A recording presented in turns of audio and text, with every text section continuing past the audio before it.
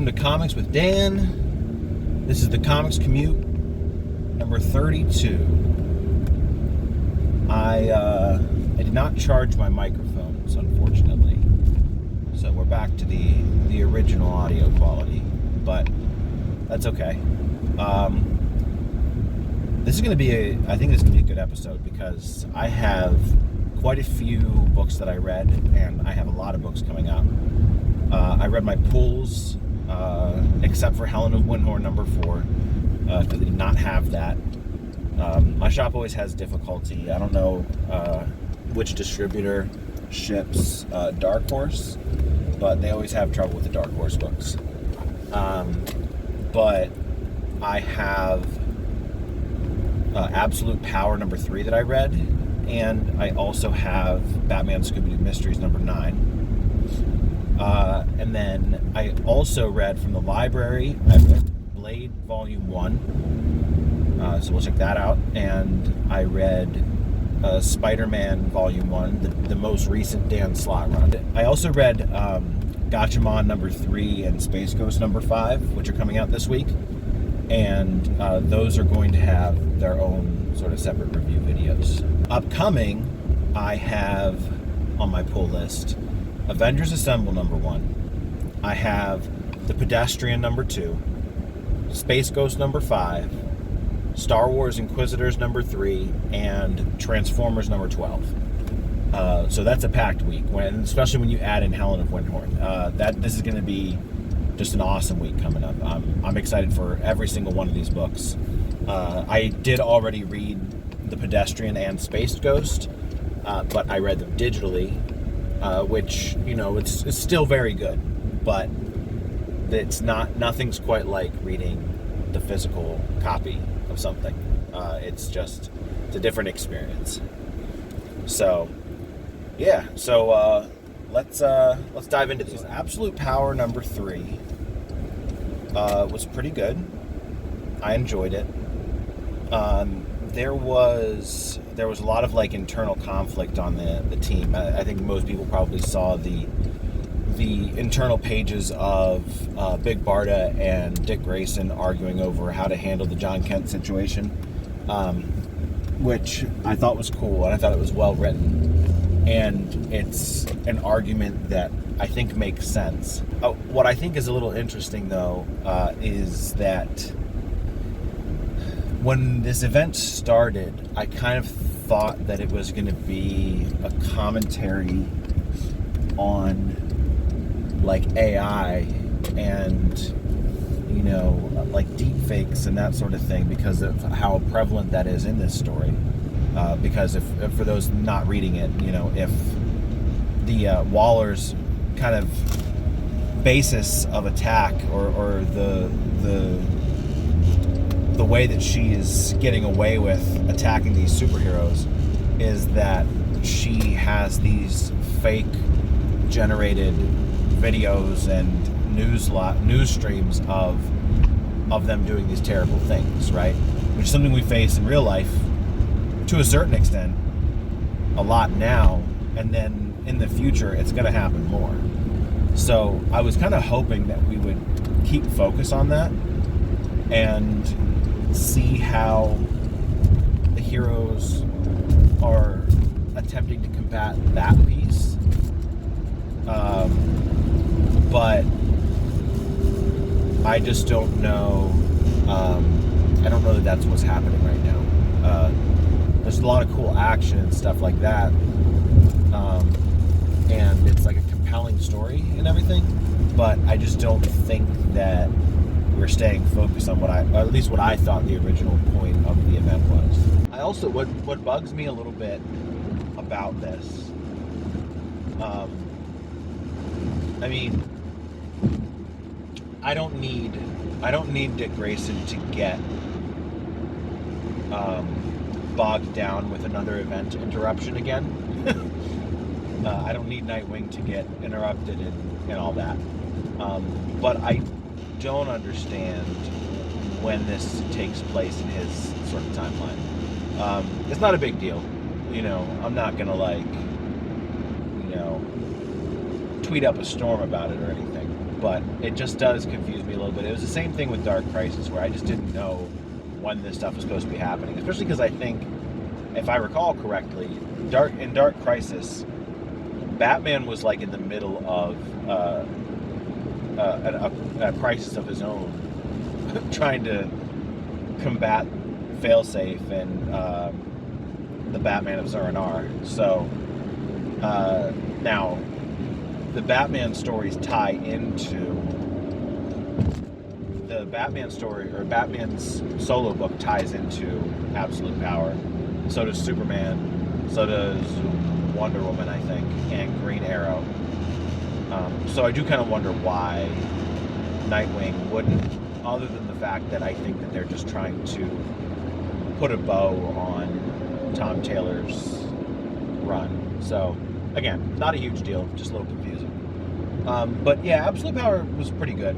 I have to say, I think it's lost a little steam for me, because I loved issue number 1, and then since then it's been good but not great. Which that's okay. We can live with that. I also read Batman Scooby-Doo Mysteries number 9. It was another good issue. The art was well done, which is really important. This one heavily features Alfred, which is cool, and it also heavily features Kite Man. So if you like Kite Man, check it out. I also like the fact that, because it's a kid's book, Kite Man does not say hell yeah, he goes heck yeah. So my kids thought it was funny, him going around saying heck yeah. And so it was good that they adapted it in that way. So I did like that part. Yeah, another good installment of that one. So I'll definitely keep going with that one. If you have kids or if you don't have kids, it's absolutely worth picking up. But it's definitely one of the best kid-friendly books out there. I don't remember if I mentioned this in the intro, but I picked up Spider-Man Homeroom Heroes, which is a kid-friendly Spider-Man book, where Spider-Man's in high school, and I think the format is going to be that each issue has 2 short stories in it, which I think is perfect. And so yeah, so that it was pretty good. The art was very, very kid-friendly, very kid-like. So that, makes sense and was good. The stories were, the kids thought they were funny. I thought they were pretty funny. I don't know that it was. I don't know if this is just me being spoiled with Ian Flynn's Sonic, but it definitely wasn't a very complex plot for either one, and there weren't really any lessons to be told in it. Batman Scooby-Doo Mysteries, not every single one has educational value, but honestly most of them do.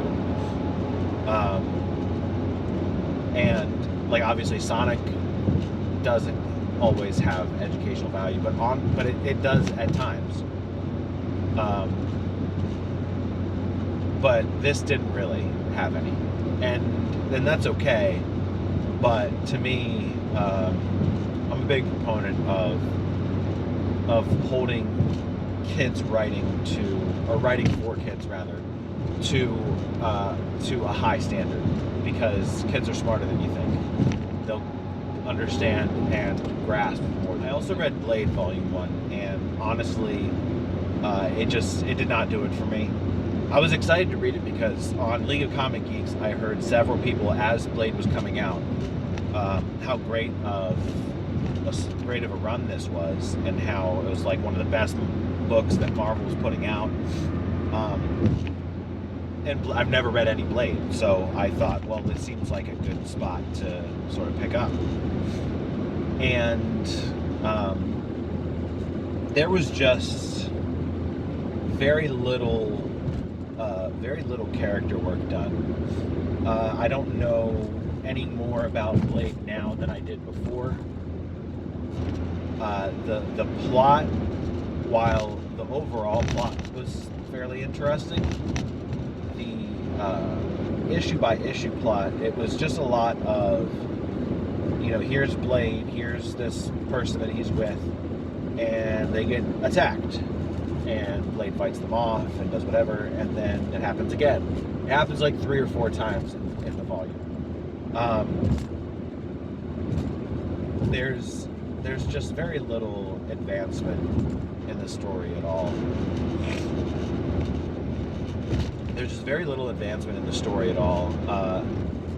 I did like the art to a certain degree. I like the pencils a lot. I thought that a lot of and I think it's the coloring, really. I found a lot of the coloring just a little. The only way I can describe it is shiny. It was almost like there was a giant spotlight pointed at the book. And I just, that I wasn't a fan of. The pencils were really good, though. I did really like those. But a lot of the coloring was very dark, and I think I've mentioned before instances, and I realized I just said it was shiny, but when there wasn't a giant spotlight shine at something, it looked like it was pitch black. So it felt inconsistent, and I often had to do a double take to determine what I was looking at.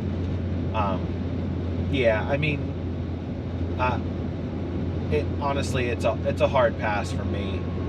I know some others might feel differently, but yeah, Blade that volume wasn't for me.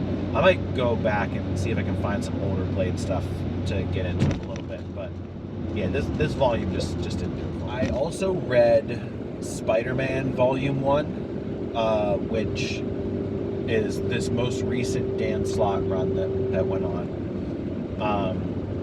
I believe it's called End of the Spider-Verse, which I avoided pulling this as it was coming out because it was called End of the Spider-Verse. I did not want to read a Spider-Verse book, but because it was at the library and I didn't have to pay for it, I figured, why not? I'll check it out. And while I still don't really like the Spider-Verse stuff, which apart from the movies, the Miles Morales and Spider-Verse movies are awesome. Or at least the first one. I actually haven't seen the second one. But this story actually ended up being a lot better than I thought it was going to be. I think that Dan Slott's a really good writer. I mean, obviously he has tons of work with Marvel, so there's a reason that he does. But this was really well written. And I did like it, and I felt less confused than I thought I was going to, even though I did still sort of feel a little confused, just because there's always so many characters in these multiverse stories, especially ones when we're talking about all these different spider variants. And also the term "the Chosen One" got thrown around way too many times. I hate that. I hate the Chosen One. It's one of my least favorite tropes in all of media. But this was good. I really liked, and also felt really bad when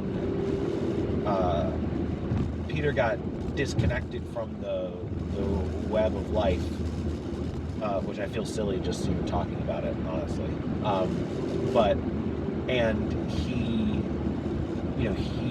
There was a whole issue where he didn't become Spider-Man. Instead of him going to wrestling, and I guess wrestling was just the Tobey Maguire movie, but instead of him going into show business, entertainment, and then getting Uncle Ben getting shot, that Peter gets shot. I don't know if it was in his leg, or I think it was his leg. His leg or his back, and has to use a brace to walk. But he becomes friends with Flash because he did something brave, right? Which, I mean, okay. But Uncle Ben's alive, Aunt May's alive. He has a girlfriend. I think her name's Liz. I don't really remember her from anything else. But he works at Oscorp. He has this great life, and it's perfect. He's happy. He's not any lesser because he never became Spider-Man. It shows that he's a good person without that, you know. And then he just becomes Spider-Man again, like once the arc is resolved. And I'm going to read volume 2, but I hope that they address the fact that was taken away from him, because I feel like that's really interesting to explore. Because now, if he remembers that, right? If he remembers that this happened and that he was part of an alternate timeline where he never became Spider-Man and everything in his life was perfect, how, like, it'd be really interesting to explore him looking into that, and obviously not being able to go back to that because his Uncle Ben is dead and he has his powers, so, and obviously he can't just not be Spider-Man, because then he's neglecting his responsibility, as we very frequently hear him talk about. But yeah, I mean, way better than I thought it was going to be. I still don't think that I'm still glad that I didn't pull it in single issues, because I can't do the Spider-Verse stuff. It's just too much for me. Coming this week, I have Avengers Assemble. So I have a lot of these, so we'll kind of do a little bit of a rapid fire here, because I'm also coming up on the end of my time. Avengers Assemble, number 1. The main reason I am pulling this is that Night Thrasher is going to be an Avenger, which is where he belongs. Unless they come out with a new New Warriors book, in which case, get him back on the New Warriors. But I'm excited to see Thrash as an Avenger. He had his own solo miniseries here recently, which I liked. But other than that, he hasn't been around a lot lately.